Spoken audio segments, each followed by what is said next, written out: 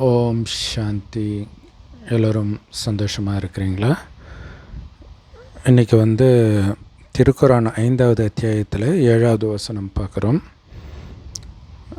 உங்கள் மீதுள்ள அல்லாவின் கொடைகளையும் இன்னும் நாங்கள் செவிசாய்த்தோம், நாங்கள் கீழ்ப்படிந்தோம் என்று நீங்கள் கூறிய சமயத்தில் எதை கொண்டு அவன் உங்களிடம் உறுதிமொழி எடுத்துள்ளானோ அத்தகைய அவனுடைய உறுதிமொழியையும் நினைவு கூறுங்கள். இன்னும் அல்லாஹ்வுக்கு பயப்படுங்கள். நிச்சயமாக அல்லாஹ் நெஞ்சங்களில் உள்ளவற்றை நன்கறிகிறவன் அப்படின்னு இருக்குது. ஸோ இப்போ இதில் நான் படித்தது ஒரிஜினல். இதில் இவங்க ப்ராக்கெட் போட்டு அர்த்தம் கண்டுபிடிக்க ட்ரை பண்ணது எடுத்தோடனே யூதர்களின் ப்ராக்கெட்டில் போட்டாங்க. ஸோ யூதர்களுக்கு சொல்கிறாரு கடவுள், அப்படி புரிஞ்சுக்கிறாங்க. சரி, ஓகே, பரவாயில்ல.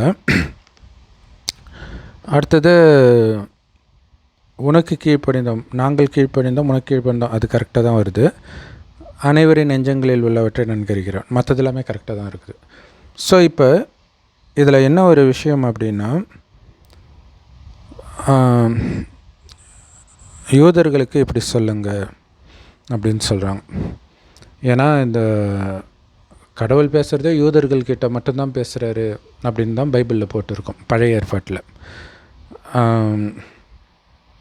ஸோ அப்போ கடவுள் மற்றவர்களை எல்லாம் விட்டுட்டு பாரபட்சம் பார்க்குறாரா அப்படின்னு ஜென்ரலாக பார்க்கும்போது தோணும். எந்த மதத்தை சார்ந்தவர்கள் படித்தாலுமே இது நான் உங்களுக்கு மட்டும் தனி கடவுளா அப்படின்னு தான் தோணும்.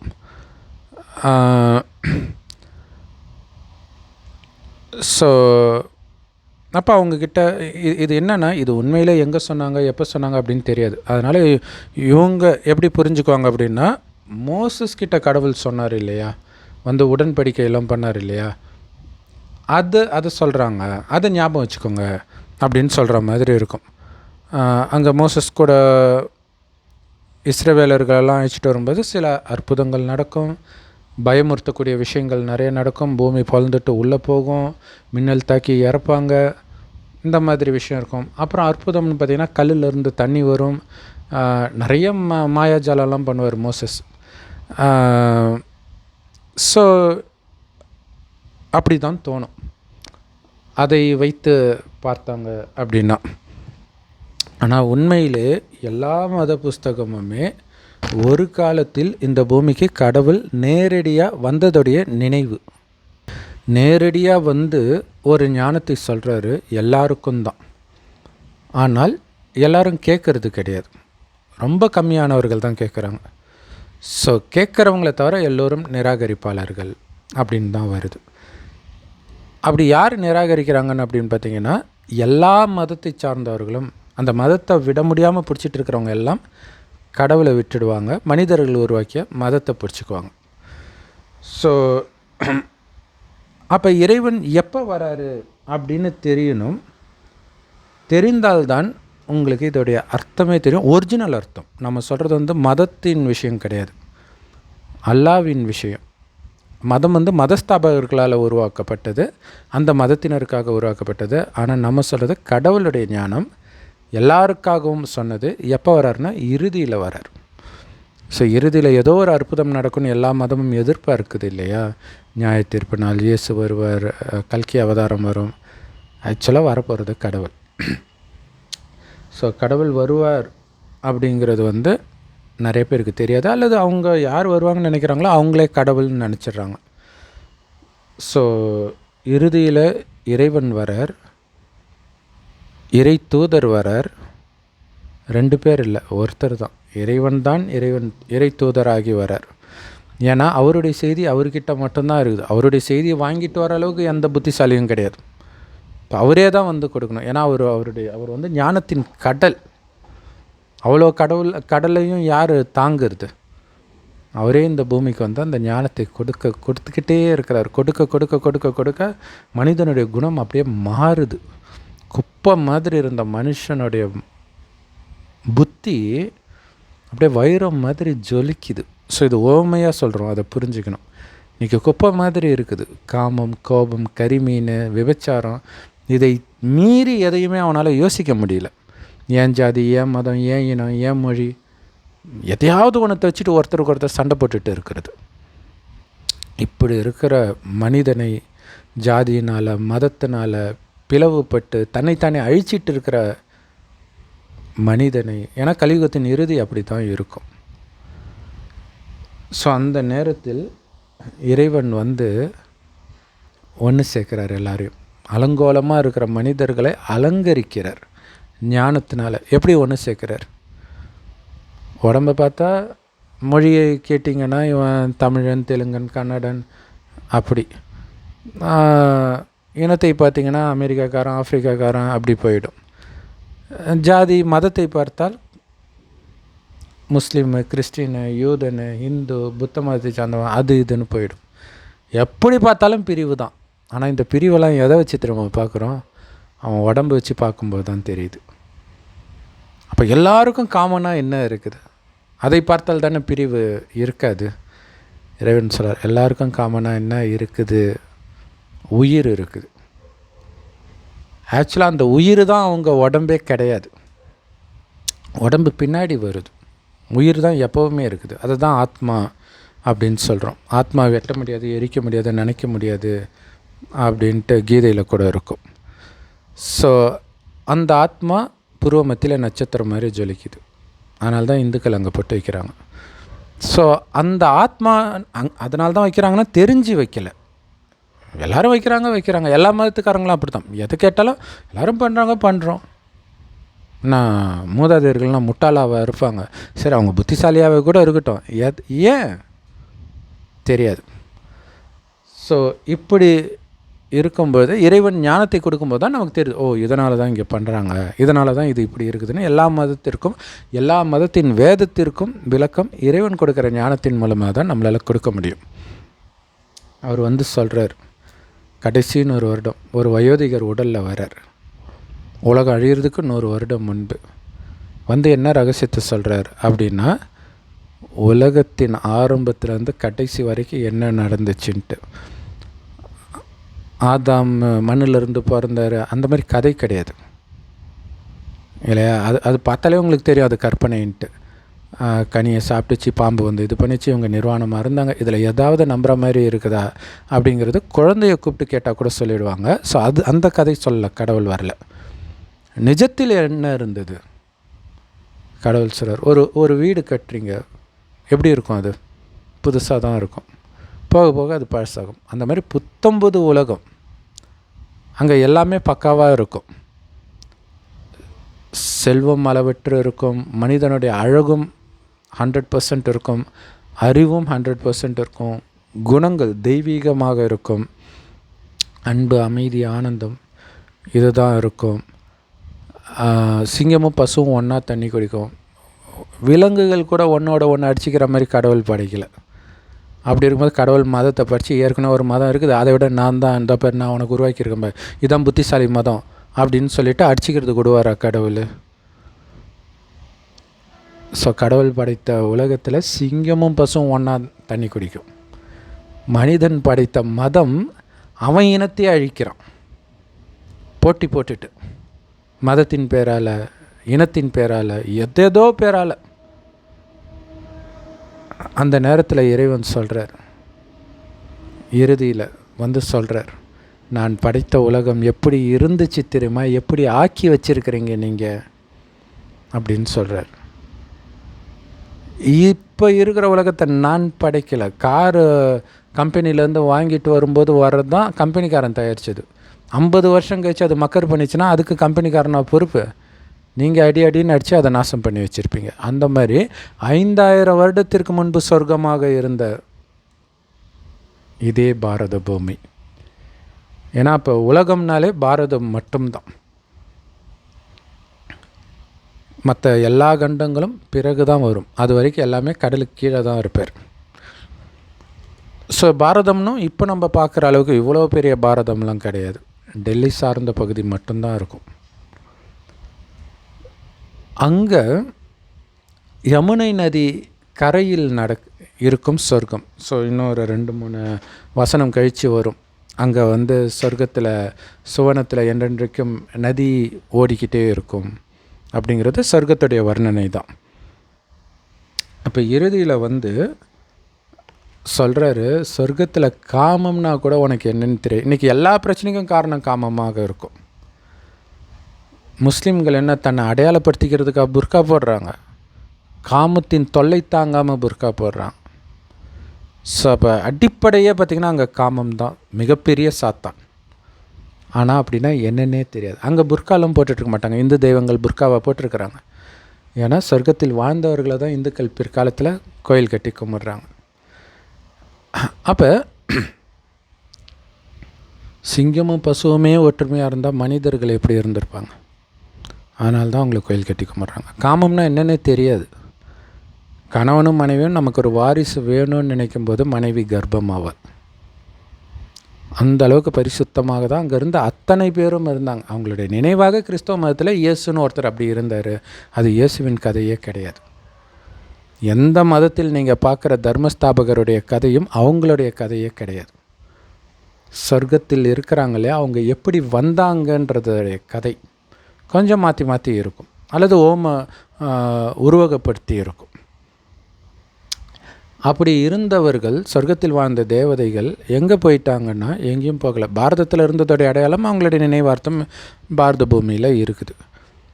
அடுத்தது எங்கே போனால் மறுஜென்மம் எடுத்து இதே பூமி நரகமாகும் பொழுது அவர்களுக்கு அவர்களே கோயில் கட்டுறாங்க. பைத்தியக்காரங்களான்னு தோணுது இல்லையா? அவங்களுக்கு தெரியாதே நம்ம தான் தேவதையாக இருந்தோன்ட்டேன் இல்லை. இங்கே வந்த பிறகு அதுக்கு முன்னாடி இருந்தவர்களுடைய காட்சி கிடைக்கும். ஸோ அந்த காட்சி கிடைக்கும்போது இறைவனையும் அவங்க தேடுவாங்க. ஏன்னா கஷ்டம் வர ஆரம்பிக்கும். ஏன்னா காமத்தில் விழ ஆரம்பிக்கிறான். எப்படி திடீர்னு காமத்தில் விழறான் அப்படின்னா, சொர்க்கத்தில் உடல் உணர்வில் இருக்க மாட்டாங்க, ஆத்மான்ற உணர்வில் இருப்பாங்க. ஆத்மா தான் கண் வழியாக பார்க்குது, வாய் வழியாக பேசுது, அனைத்து காரியத்தையும் செய்யுதுன்ற உணர்வு இருந்ததுனால ஒருவர் ஆத்மான்னு பார்க்கறதுனால அவங்களுக்கு காமம் வராது. ஏன்னா உடலை பார்க்கத்தான் காமம் வரும். குழந்தைங்களுக்கே பாருங்கள், காமம் இருக்காது.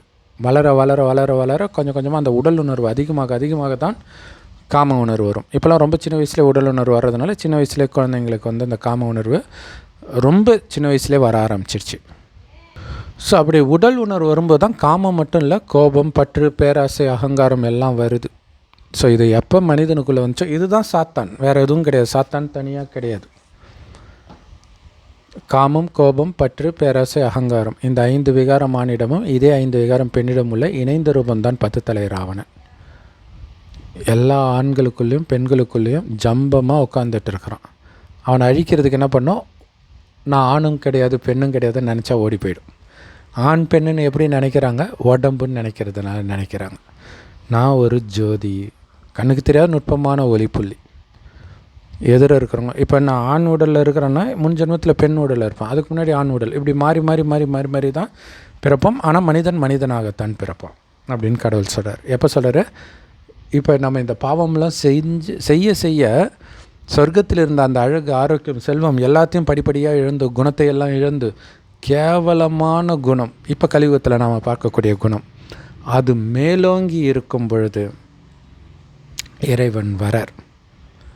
அனாதையாக இருக்கிறீங்களே, உங்களை விண்ணுக்கும் மண்ணுக்கும் அதிபதியாக்கி வச்சுட்டு போனனே, எங்கே இழந்தீங்க எல்லாத்தையும் அப்படின்னு கேட்குறார்.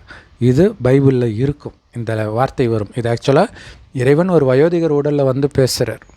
அங்கே இந்த ஞானம் இந்த வார்த்தை வரும். இது அப்படியே பைபிளில் வெளிப்பட்டுருக்கும். ஸோ இறைவன் கொடுக்குற ஞானம் பைபிள், குரான், ராமாயணம், மகாபாரதம் எல்லாத்துலேயுமே அங்கங்கே இருக்கும். நீங்கள் அந்த முரளி படிச்சிங்கன்னா தெரியும். ஸோ அதனால தான் கடவுள் சொல்வார், யாருக்குமே என் மேலே அன்பு கிடையாது உங்களை தவிரன்வார். அதாவது இறைவனுடைய ஞானத்தை நேரடியாக கேட்குறவங்க யார் கேட்குறாங்கன்னா, ஒரு வயோதிகர் வாய் வழியாக இறைவன் கொடுக்குறாரு இல்லையா, அவருக்கு பிரம்மான்னு பேர் வைக்கிறார். அவர் வாய் வழியாக ஞானத்தை கேட்குறவங்க, பேசுகிறது கடவுள்னு அடையாளம் கண்டுக்கிறவங்க தான் பிரம்மா, குமாரிகள். அவங்க தான் சொர்க்கத்தில் வாழ்ந்த தேவதைகள். மறுஜன்மம் எடுத்து அனைத்தையும் இழந்தாலும் இந்த ஞானம் கிடச்சோன்னே இதான் உண்மைன்ட்டு டக்குன்னு அவங்க பிடிச்சிக்குவாங்க. ஸோ மற்றவர்கள் அல்லாஹ் வந்திருக்கிறாரு, பரமபிதா வந்திருக்கிறாரு, அதெல்லாம் எங்கள் இதில் இல்லவே இல்லை, அப்படிலாம் இல்லை. இந்துக்கள் இன்னும் சிவபெருமான் வந்திருக்கிறாரு, அவர் இல்லாத இடமே கிடையாது, அவர் தான் எல்லா இடத்துலையும் இருக்கார், உனக்குள்ளே இருக்கார், எனக்குள்ளே இருக்கார், நீயும் கடவுள் நானும் கடவுள். இவ்வளோ குழப்பத்தில் சாத்தான் உருவாக்கி வச்சுட்டான். நல்லா பிரிச்சுட்டான் மனிதர்களை. நிறைய மொழியை உருவாக்கிட்டான், நிறைய மதங்களை உருவாக்கிட்டான், நிறைய ஜாதியை உருவாக்கிட்டான். ஆளாளுக்கு என் மதம் தான் பெருசு, என் மொழி தான் பெருசு, இப்படி இருக்கிறாங்க. இந்த நேரத்தில் இறைவன் சொல்கிறார், ஒரு ஜோதி ஏற்றி வச்சா விட்டில் பூச்சி கடகடன்னு ஓடி அந்த பலியாகும் பாருங்கள். அந்த மாதிரி யார் தேவதைகளாக இருந்தாங்களோ அவங்களுக்கு இந்த ஞானம் பிடிச்சி இழுக்கும். இதுதான் உண்மை அப்படின்னு வரும். அவங்கக்கிட்ட சொல்கிறார், உங்களுக்கு மட்டும்தான் என் மேலே அன்பு, மற்றவர்களுக்கு என் மேலே அன்பு கிடையாது. ஏன்னா அவங்க ஒரு கற்பனையை உருவாக்கியிருக்கிறாங்க. இந்து மதத்தில் சிலையை உருவாக்குனாங்க இல்லையா, சிலை தேவதைகளுடைய சிலை. பட் இருந்தாலும் அவங்க ஒரு சாமி கடவுள் தான் நினச்சிட்டு உருவாக்குறாங்க. அந்த சிலைக்கு பல குணத்தை உருவாக்கிட்டாங்க கிறிஸ்தவர்களும் முஸ்லீம்களும். அவர் விண்ணுக்கும் மண்ணுக்கும் எம்மாம் பிரிச்சு இருப்பார் தெரியுமா, அது முன்னாடி இந்த பூமி சிறு தூசு, அவர் நினச்சார்னா பூமி டமால்னு பொழக்கும், அப்படி இப்படின்ட்டு கடவுளை ஒரு வில்லன் ரேஞ்சுக்கு உருவாக்கி வச்சுட்டாங்க. அப்படி இருந்தால் தான் கடவுளே நம்புவாங்க போல இருக்குது. கடவுள் சொல்கிறார், உன்ன மாதிரியே நானும் ஒரு சின்ன புள்ளி தான். நீ உடம்பு எடுக்கிற நான் எடுக்கலை, அதாவது தாயின் கர்ப்பத்தில் பிறக்கலை, பிறப்பிறப்பு சக்கரத்திலே வரல. இருந்தாலும் இந்த ஞானம் அவர்கிட்ட தான் இருக்குது. குரானில் இருக்குதுல, வெளிப்பட்டுருக்கு. குரான்லேயும் அல்லாவின் ஞானம் அல்லாவிடம் மட்டுமே இருக்குது. அப்படின்னா என்ன அர்த்தம்? எந்த மனுஷங்கிட்டையும் எந்த மதஸ்தாபகர்கிட்டையும் கிடையாது. அவரே தூதுவனாகி வந்தால் தான் உண்டு. அவர் வர்றதுனால தான் அவருக்கு மகிமை. வரவே இல்லைன்னா அவருக்கு எதுக்கு மகிமை? ஸோ இன்றைக்கி முரளியில் கூட நாளைக்கு 24 மே 2025, ஏன்னா இது லேட்டாக பார்க்குறவங்களுக்கும் யூஸாக இருக்கும் இல்லையா, அந்த முரளி நீங்கள் முரளி பிகே சரண்குமார் நான் இதிலே கூட பின் பண்ணுறேன். அந்த முரளி பாருங்கள், அதில் வரும். என்ன சொல்லியிருப்பாருன்னா, எல்லா மதத்திலுமே அந்த மதத்திற்கு முன்பு தான் சொர்க்கம் இருந்துச்சுன்னு இருக்குது இல்லையா. இப்போ முஸ்லீம் மதம் 1400 வருடம் முன்பு, அதுக்கு 600 வருடம் முன்னாடியே இயேசு வந்தார். ஆனால் அப்போவும் சொர்க்கம் கிடையாது. ஏன்னா இயேசுவே அந்த கதை, அது நிஜ கதை கிடையாது. பட் இருந்தாலும் சித்திரவதை அனுபவிக்கிற மாதிரி தானே காட்டுறாங்க. சொர்க்கத்தில் எப்படி சித்திரவதை நடக்கும் இல்லையா. அப்போ அதுக்கு முன்னாடி தான் சொர்க்கம் இருந்துச்சுன்றாங்க. அப்போ இந்த மதங்கள்லாம் வர்றதுக்கு முன்னாடி யார் இருந்தா? இந்து மதம் தான் இருந்துச்சு. இந்து மதத்தை யார் உருவாக்குனா யாருக்குமே தெரியல, பெரிய புதிராக இருக்குது. அப்போ அவங்க புரிஞ்சுக்குவாங்க சொர்க்கத்தில் யார் இருந்தாங்க அப்படின்றது. இவங்க கன்ஃபார்மாக சொர்க்கத்துக்கு வரலன்றது தெரியுது இல்லையா. ஸோ 2100 வருடம் சொர்க்கம், அப்போ எந்த மதமும் இருக்காது. அதுக்கப்புறம் தான் மதங்கள் எல்லாமே வெவ்வேறு இடங்களில் உருவாகுது. எல்லாமே நரகத்தில் தான் உருவாகுது. சொர்க்கத்தில் இருக்கிறது அங்கே எந்த மதம்னு சொல்ல மாட்டாங்க. பட் இப்போ கடவுள் சொல்கிறது என்னென்னா, அது பேர் ஆதி சனாதன தேவி தேவதா தர்மம். ஆதினா ஆரம்பத்தில் தோன்றிய, சனாதனா என்றென்றைக்கும் இருக்குது. ஏன்னா அந்த ஆத்மா இருக்குது. பட் அந்த தர்மம் அழிஞ்சிடுச்சு, அந்த குணமெல்லாம் போயிடுச்சு. காமமே இல்லாமல் எவன் இருக்கிறான் இப்போ இல்லையா. தேவதைகளுடைய தர்மம். இப்போ அந்த தேவதா தர்மத்தில் இருந்தவர்களுக்கு சிலை வடித்து நீங்கள் வணங்குறீங்க. இப்போ அது உயிரோட்டமாக வர வேண்டிய நேரம். கல் பேசுமா, சிலை பேசுமா அப்படின்னு நிறைய முஸ்லீம் சகோதரர்கள் கமெண்ட் போடுவாங்க. பேசுதே இல்லையா. அந்த சிலையாக இருந்தது நாம தான், நம்முடைய நினைவார்த்தமாக அங்கே வச்சுருக்கிறாங்க. இப்போ உயிரோட்டமாக வந்திருக்குது. அல்லாவை நினைங்க, அல்லாஹ் சொல்கிறதை கேளுங்கன்னு சொல்கிறோம். ஸோ அதில் கோடியில் ஒருத்தருக்கு டக்குன்னு இது புரியும். அந்த கோடியில் ஒருத்தராக இருந்தால் தான் நீங்கள் நம்ம ஒரு வீடியோவுக்கு மேலே பார்க்குறீங்கனாலே கண்டிப்பாக தேவதை ஆத்மாவாக இருந்தால் மட்டும்தான் உங்களால் பார்க்க முடியும். ஸோ இன்னொரு விஷயமும் சொல்லியிருக்கார். இந்த வசனத்தில் உள்ளதுடைய அர்த்தம் என்ன அப்படின்னா, சொர்க்கத்தில் எந்த பாவமும் செய்ய மாட்டோம். முதல்ல நரகத்தில் தான் பாவம் செய்கிறோம். ஆனால் எடுத்தோடனே துக்கம் வராது, அதாவது தண்டனை கிடைக்காது. பட் ஆனால் துக்கம் அனுபவமாகும். ஏன் அனுபவம்னா, அந்த சுகம் இல்லைனாலே ஒரு டிஃப்ரென்ஸ் தெரியும் ஸ்லைட்டாக. அதனால தான் பக்தியை செய்ய ஆரம்பிக்கிறாங்க. ஸோ அதுக்கப்புறம் கொஞ்சம் கொஞ்சமாக தண்டனையும் கிடைக்க ஆரம்பிக்கும். அந்த செல்வமெல்லாம் குறைஞ்சிக்கிட்டே வரும். அது ஆக்சுவலாக சொர்க்கத்திலே குறைஞ்சிக்கிட்டு தான் வரும். ஆரம்பத்தில் தான் பக்காவாக இருக்கும், போக போக குறையும் தான். பட் ஆனால் எந்த துக்கமும் இருக்காது, அப்பயும் அளவற்று தான் இருக்கும். இப்போ என்ன ஆகுது அப்படின்னா, மனிதனுக்கு துக்கம் வரும்பொழுது அவனுக்கு என்ன தோணுது அப்படின்னா, அப்போ தவமெல்லாம் பண்ணுவாங்க இந்து மதத்தில் இல்லையா? ஏன்னா இது ஆக்சுவலாக தேவதைகளுக்காக சொல்கிறது தான் இந்த ஞானமே. அதனால தான் மற்ற மதத்தினருக்கு அது புரிய மாட்டேங்குது. பைபிளை வச்சு விளக்கத்தை தேட ட்ரை பண்ணுறாங்க. சரி, அப்போ நம்ம இந்து மதத்தில் இறைவனை தேடி 40 வயது ஆனாலே போயிடுவாங்க. சின்ன வயசுலேயே கூட போயிடுவாங்க. காட்டுக்கு குருமார்களை தேடி போயிடுவாங்க. ஸோ அந்தளவுக்கு பக்தியாக இருப்பாங்க. அப்போ காட்டில் தவம் கிடக்கும் பொழுதெல்லாம் உன்னை நான் பார்த்தே ஆகணும் அப்படின்னு வெறித்தனமாக தவம் பண்ணும்போது காட்சியெல்லாம் கிடைக்கும். இது கடவுள் பண்ணுற அற்புதம். ஆனால் அதனால் எந்த லாபமும் கிடையாது. ஏன்னா அதனால் குணம் மாறப்போகிறது கிடையாது. அடுத்தது, அப்போ நம்ம என்ன சொல்லுவோமா, கடவுள் மட்டும் வந்துட்டாருன்னா நான் எல்லாத்தையும் விட்டுருவேன் அப்படின்னு சொல்லுவாங்களாம். இப்படி நீங்கள் சொன்னீங்கன்றார் கடவுள். நமக்கு ஞாபகம் இல்லை, ஆனால் சொன்னீங்கன்றார்.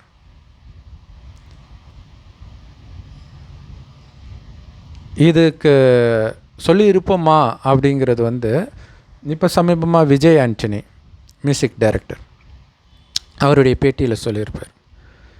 யாராவது நான் கடவுளை பார்த்துருக்கேன்டா, இதுதான் கடவுள், இல்லை நான் தான் கடவுள் அப்படின்னு எவனாவது சொல்லட்டும், நான் விட்டுறேன், எல்லாத்தையும் விட்டுறேன், சினிமா விட்டுறேன், மியூசிக் விட்டுறேன், எல்லாம் விட்டுறேன். இப்போ சொல்கிறாரு பார்த்தீங்களா, அந்த வார்த்தை வெளிப்படுது பார்த்தீங்களா, இப்படித்தான் நாம் சொன்னோன்றார் கடவுள். எல்லாத்தையும் நான் விட்டுறேன் உனக்காக நான் என்னையே அர்ப்பணிக்கிறேன் அப்படின்னு சொன்னீங்க அப்படின்னு கடவுள் சொல்கிறார்.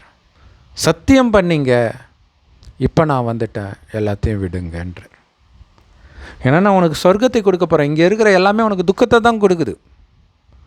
இது இல்லாமல் நீ சத்தியமும் பண்ணியிருக்கிற, உன் நல்லதுக்காக தான் எல்லாத்தையும் விட சொல்கிறேன், இந்த உடல் உட்பட புத்தியினால். மற்றபடி நீங்கள் குடும்பத்தில் தான் இருப்பீங்க, எல்லாரையும் பராமரிப்பீங்க, எல்லாம் பண்ணுவீங்க. ஆனால் புத்தியினால் அவங்க என்னுடையவர்கள் கிடையாது. அது ஒரு சகோதராத்மா. ரோட்டில் பிச்சை எடுக்கிறவன் எப்படியோ அப்படியே தான் என் வீட்டில் இருக்கிறவனும். அதுவும் என்ன இவங்களுக்கு பார்த்துக்கிற பொறுப்பு இருக்குது, அதை பார்த்துக்கிற பொறுப்பு இல்லை, அவ்வளோதான். அந்த பற்று இருக்கக்கூடாது. அப்போ தான் இறைவன் கூப்பிட்ட உடனே போக முடியும். இதை இந்த மெசேஜாக ஒரு கதை ரூபத்தில் பைபிள் குரானில் இருக்கும். இப்ராஹிமோடைய கதை. முதல் மனைவி ரெண்டாவது மனைவியை துரத்த சொல்லுவாங்க, மனைவியோட குழந்தையும் சேர்த்து. அப்போ என்ன பண்ணுறதுனே தெரியாது. உடனே கடவுளும் முதல் பொண்டாட்டி சொல்கிறதே கேளுன்றவர், அதே மாதிரியே துரத்திடுவாங்க. அப்படின்னா துரத்துன்றது மெசேஜ் கிடையாது. மெசேஜ் என்னென்னா பற்ற வீடு. அந்த அந்த நிலைமை எப்போ வேணாலும் வரலாம், யார் வேணாலும் எப்போ வேணாலும் இறக்கலாம், உங்களுக்கு எதிராக திரும்பலாம். அதுவும் இந்த காலகட்டத்தில் கலத்தொடர்பு இருக்குது, விட்டுட்டு போகலாம், எல்லாம் வலிக்குது இல்லை. காரணம் என்னுடையவங்கன்னு நினைக்கிறதுன்னு அதை கட் பண்ணுறார். ஏன்னா இனி என்னுடையதுன்னு நினைக்கிறது உனக்கு துக்கத்தை தான் கொடுக்கும். அந்த மாதிரி உலகம் மாறிடுச்சு. இப்போ உன்னுடையவர் என்னை தவிர யாரும் இருக்க வேண்டான்னு அல்லாஹ் சொல்கிறார். இதுக்கு முன்னாடி அல்லாஹ் எப்படி இருப்பார்னே தெரியாது. 7 வானத்துக்கு அண்ணன் இருந்தார், இப்படி இருந்தார், அப்படி இருந்தார்னுவாங்க, கரெக்டாக எதுவுமே தெரியாது. இப்போ இறைவன் சொல்கிறார், செம்பொன் நிறமான ஒளி உலகத்தில் நட்சத்திரமாக இருக்கேன், இதை தான் பரந்தாமம்னு ஹிந்துக்களும் சொல்கிறாங்க, அவங்களுக்கும் தெரியாது இது இப்படி தான் இருக்குன்னு. பரலோகன் கிறிஸ்தவர்கள் சொல்கிறாங்க, அவங்களுக்கும் தெரியாது இது இப்படி தான் இருக்குன்ட்டு.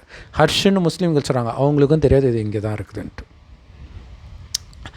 அங்கே நட்சத்திரம் மாதிரி இறைவன் இருக்கார். நட்சத்திரம்னா நம்ம பெரிய நட்சத்திரம் சயின்ஸில் படிக்கிறோமே, அப்படி இல்லை. நம்ம கண்ணுக்கு தெரிந்த ஒரு விஷயத்தை வச்சு தெரியாத ஒரு விஷயமும் இப்படி இருக்கும்ன்றது. இங்கேருந்து பார்த்தா நட்சத்திரம் எவ்வளோ சின்னதாக தெரியுதோ அந்த மாதிரி சின்னதாக தெரிவார்னு அர்த்தம், பெருசுன்னு கிடையாது. அது கூட தெரியாது, கண்ணுக்கு தெரியாத அளவுக்கு நுட்பமான ஒளிப்புள்ளி. ஆனால் கடவுள் காட்சி காட்டுவார் சிலருக்கு. அதே மாதிரி தான் ஆத்மாவும் இருக்குது, உயிரும் இருக்குது. ஸோ இப்போ உடம்புன்றதை மறந்து ஆத்மானு பரமாத்மாவை நினைவு பண்ணிக்கிட்டே இருங்க. நினைத்து நினைத்து உடலையே மறக்கணும் நீங்கன்றார். ஏன்னா இப்போ உடலை விட்டு மேலே போகணும். இது வரைக்கும் எப்படி தெரியுமா ஜென்மம் நடந்தது? நம்ம யாரை நினச்சிக்கிட்டே இறக்குறோமோ அங்கே போய் இறப்போம், அங்கே போய் பிறப்போம் அடுத்த ஜென்மம். அப்படி இல்லைன்னா முன் ஜென்மங்களில் கொடுக்கல் வாங்கல் கணக்கெல்லாம் இருக்கும்.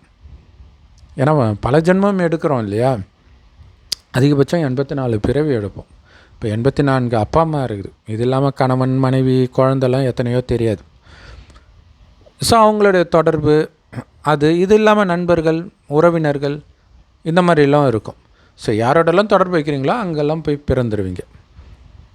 அதுக்கு தான் இப்போ இறைவன் சொல்கிறார், எதோடையும் தொடர்பு வைக்காத, என்னோட மட்டும் உன்னுடைய புத்தி இணைஞ்சிருக்கணும். போக போகிற சொர்க்கம், சொர்க்கம் எப்படி இருக்கும்? தங்க செங்கற்களால் கட்டப்பட்ட மாட மாளிகை. அங்கே நீ ராஜாவாகலாம். ஏன்னா அது ராஜ்யம். ராஜா, ராணி, பிரஜைகள், வேலைக்காரன், வெட்டியான் எல்லாமே இருக்குது. எல்லா மதத்துலையும் பார்த்திங்கன்னா சொர்க்கம் போவோம், அவ்வளோதான். நீங்கள் என்னவாவீங்க அது தெரியாது. ஏன்னா சொர்க்கம் எப்படி இருக்குது, எங்கே இருக்குது, எதுவுமே தெரியாது. இதே பூமி தான் சொர்க்கமாக இருந்துச்சு. ஆதாம் ஏவாள் சொர்க்கத்தில் தானே இருந்தாங்க. அவங்களுடைய வம்சம் நாம்னா அப்போ இங்கே தானே நாம் இருக்கிறோம். அப்போ சொர்க்கம் இங்கே தானே இருந்திருக்கோம். இந்தியாவில் மட்டும் ஏன் இத்தனை கோயில்கள் அப்படி தங்க அலங்காரம் அப்படி இப்படின்னு இருக்குதே, எப்படி அது சாத்தியம்? வேறு எந்த மதத்துலையாவது இவ்வளோ அலங்காரத்தோட தெய்வங்களோ அல்லது எதை சாமின்னு நினைக்கிறாங்களோ வழிபட்டு பார்த்துருக்குறீங்களா? ஸோ இங்கே அவ்வளவு செல்வம் இருந்தது. நம்ம பார்க்குற கோயிலுக்கு இருக்கிற சிலைக்கே அப்படின்னா உயிரோட்டம் இருக்கும்போது அவங்க எவ்வளோ அலங்காரத்தோடு இருப்பாங்க, அவ்வளோ அழகாகவும் இருப்பாங்க. அப்படி இருந்தவங்க தான் இப்போ இப்படி இருக்கிறோம். சாப்பாட்டுக்கே வழி இல்லாத நிலைமையில் இருக்கிறோம். அப்படி பிச்சைக்காரனாக இருக்கிற நம்மை தான் மீண்டும் உலகத்தின் அதிபதியாக மாற்றுறார் கடவுள்.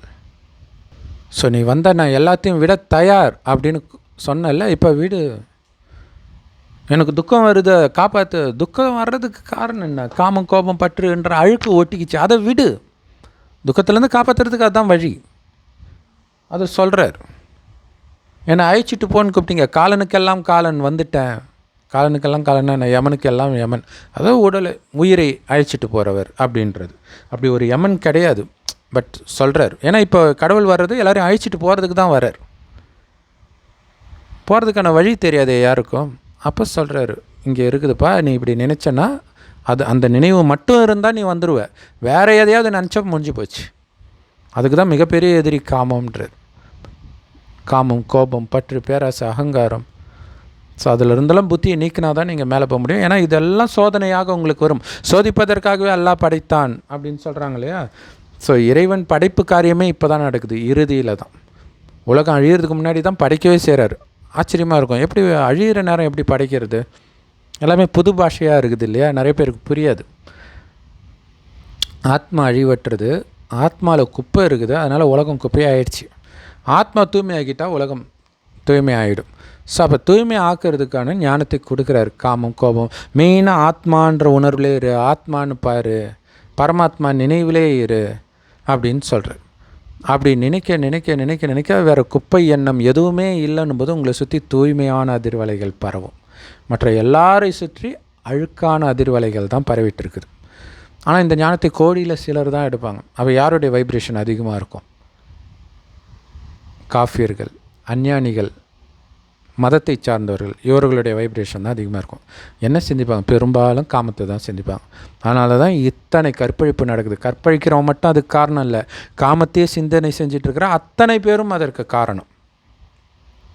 ஸோ இதில் கடைசியில் உலகம் அழிகிறதுக்கான எல்லா வேலையும் அவங்க பார்த்துருவாங்க, அவங்களுடைய எண்ணமே பண்ணிவிடும். ஆனால் அதே நேரத்தில் நீங்கள் சொர்க்கத்துக்கு தயாராகிறீங்க.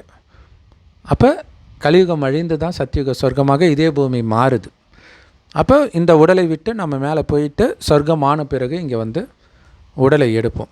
ஸோ அதற்காகத்தான் கடவுள் சொல்கிறாரு, வாக்குறுதி கொடுத்தீங்களே ஞாபகம் இருக்குதா, நான் வந்தால் எல்லாத்தையும் விட்டுருவேன்னு, நான் வந்துட்டேன் அப்படின்னு கடவுள் சொல்கிறார். ஸோ சொர்க்கத்தையே கொடுத்தார், எல்லாமே இருக்குது அதில். சும்மா சின்ன சின்ன விஷயம், இங்கே சண்டை போடும்போது கடவுள் ஜெயிக்க வச்சார், இதுவாங்க கடவுள் பண்ணுவார்? நீங்களே யோசிச்சு பாருங்கள், இதை பண்ணுவாரா கடவுள்? இல்லையா? சரி, இப்போ இதை படிக்கும்போது தான் உங்களுக்கு புரியும். உங்கள் மீதுள்ள அல்லாவின் கொடைகளையும், அதாவது அல்லா பிராப்திகள் அப்படின்வாங்க, அதாவது எல்லாத்தையும் அவர் கொடுத்த அத்தனையும் 5000 வருடம் நாம் அனுபவித்தது அங்கே ஆரம்பத்தில் கொடுத்தார், அது கொஞ்சம் கொஞ்சமாக குறைஞ்சிட்டு வந்திருக்குது. அருட்கொடைகளையும் இன்னும் நாங்கள் நீங்கள் சொல்கிறத கேட்போம், கீழ்ப்படிவோம் அப்படின்னு சொன்னியே, உறுதிமொழி கொடுத்தியே, நீ என்ன சொன்னாலும் கேட்பேன்னு சொன்னியே, அத்தகைய உறுதிமொழி, அவர்கிட்ட நீங்கள் கொடுத்த உறுதிமொழியை நினைவு கூறுங்கள். அல்லாவுக்கு பயப்படுங்கள். இங்கே பயப்படுறதுக்கு எதுவும் இல்லை, ஃபாலோ பண்ணணும், அவ்வளோதான். நிச்சயமாக அல்லாஹ் நெஞ்சங்களில் உள்ளவற்றை நன்கறிகிறவன். இதை விட முக்கியம், முன் ஜென்மங்களில் நீங்கள் பேசுனதெல்லாம் அவருக்கு தெரியும், நமக்கு தெரியாது. அதைத்தான் சொல்கிறார். அதுதான் கீதையில் வந்து கடவுளுக்கு பதில் அங்கே கிருஷ்ணரை போட்டாங்க, அங்கே இயேசுவை போட்ட மாதிரி. அர்ஜுனா, நீ நானும் எப்பயும் இருக்கிறேன். அதாவது பரமாத்மானா கடவுள், ஆத்மானா நாம. ஸோ பரமாத்மாவும் ஆத்மாவும் எப்போவுமே இருக்குது. என்ன ஒன்று, உனக்கு முன் ஜென்மத்தை பற்றி தெரியாது, எனக்கு தெரியும், அதை நான் சொல்கிறேன் அப்படின்னு கிருஷ்ணர் சொல்வார். ஸோ அப்படி நம்முடைய முன் ஜென்மங்களில் எவ்வளோ வசதியாக இருந்து அனைத்தையும் இழந்திருக்கிறோன்றதை இப்போ சொல்லி மீண்டும் அனைத்தையும் அடையிறதுக்கான வழியை கடவுள் கற்றுக் கொடுக்குறார். எல்லா மதத்துடைய சாரமும் அது தானே. சொர்க்கத்தை விட்டு கடவுள் துரத்திட்டார், மீண்டும் சொர்க்கத்துக்கு போகணும். அயோத்தியை விட்டு ராமரை துரத்திட்டாங்க, மீண்டும் அயோத்திக்கு போகணும். அதேமாரி பாண்டவர்களையும் ராஜ்யத்தை விட்டு துரத்துவாங்க, மீண்டும் அவங்க போகணும். ஆனால் துரத்தி எங்கே போகிறாங்க? காட்டில் இருக்கிறாங்க. பாண்டவர்கள் காட்டில் இருக்கிறாங்க, ராமர் காட்டில் இருக்கிறாரு, மோசஸ் கூட்டம் காட்டில் இருக்குது. ஒரே கதை வருது, உங்களுக்கு புரியலையா? ஒரே விஷயன்றது. கலியுக காட்டில் எல்லாருக்குள்ளேயும் காமம், கோபம், பற்று, பேராசை, அகங்காரன்ற பூதம் தான் இருக்குது. பேய் இருக்குது. சுடுகாட்டில் தானே இருக்கும். சுடுகாடு மாதிரி இருக்குது கலியுகன்றார். அதனால தான் சிவன் சுடுகாட்டில் உட்காந்து தவம் பண்ணுற மாதிரி ஃபோட்டோ இருக்கும். அது சிவன் கிடையாது, சிவனுக்கு உருவம் கிடையாது, லிங்கம் தான் ஓரளவுக்கு கரெக்டானதுன்னு சொல்ல முடியும். பட் பக்தியில் அவர் சிவன் ஆக்கிட்டாங்க இல்லையா, கழுத்தில் பாம்பு போட்டு நெத்திக்கண்ணை வச்சுட்டு உட்காந்துட்ருக்கார் இல்லையா. அப்போ கலியுகம் அழியிற நேரத்தில் அவர் வரார். அதனால் என்ன பண்ணிட்டாங்க, சிவனை அழிக்கும் கடவுள் அப்படின்னு சொல்லிட்டாங்க. பாருங்கள், இறைவன் இறுதியில் வருவார்னு எல்லா மதத்திலும் இருக்குது, இறுதியில் அழிவு தான் நடக்கும். ஸோ அழிக்கும் கடவுள்ட்டாங்க. ஆனால் அவர் வர்றது அழிக்கிறது கிடையாது, அவர் வர்றது புது உலகத்தை உருவாக்குறதுக்கு. அப்போ பழைய உலகம் அழிஞ்சு தான் ஆகணும். ஸோ இத்தனை அத்தாட்சி நாங்கள் கொடுக்குறோம். ஒன்றாவது உங்களை டச் பண்ணாதா? கடவுள் தான் இதை சொல்ல முடியும், எந்த வேதத்துலேயும் கிடையாது. நிறைய பேர் சொல்லியிருக்காங்க, என்ன நீ இந்து மதத்தை பற்றி பேசிகிட்டு இருக்கிற, நான் பேசுகிறது இந்து மதமாக? எந்த இந்து மதத்தில் நான் சொன்னதெல்லாம் இருக்குது, காட்டுங்க பார்ப்போம்.